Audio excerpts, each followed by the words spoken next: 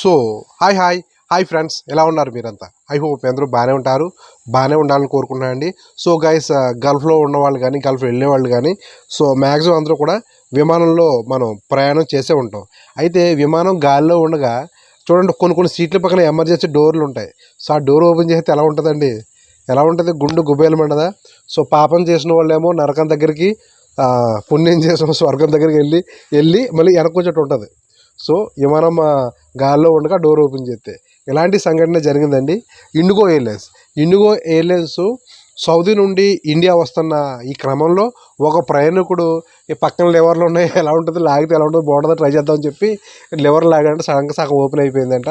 వెంటనే అప్రమత్తమయ్యి అప్పటిగా ఉన్న వాళ్ళు చాలా భయపడిపోయి ఉడికిపోతున్నారంటండి.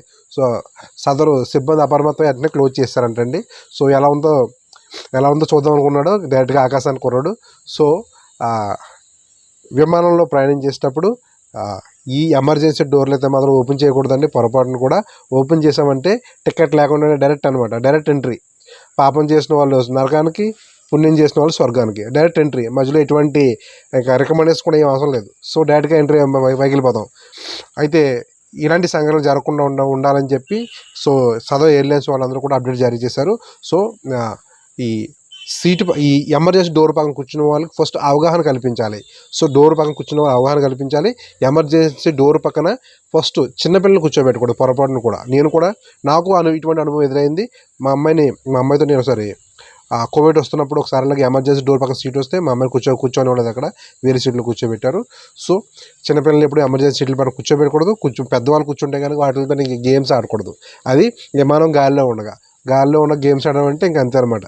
ఇంకంతే, అస్సామే అంతా. సో ఇదండి సంగతి. సో రియాద్ నుండి ఇండియా వస్తున్న ఇండిగో ఎయిర్లైన్స్లో ఈ సంఘటన జరిగింది. సో మిత్రులందరూ జాగ్రత్తగా ఉండాలి. సో అదండి, ఆ ప్రయాణికునికి బాగా ఫుల్ కౌన్సిలింగ్ ఇచ్చారంట ఎయిర్లైన్స్ వాళ్ళు, ఈ విధంగా ఓపెన్ చేయకూడదని చెప్పి.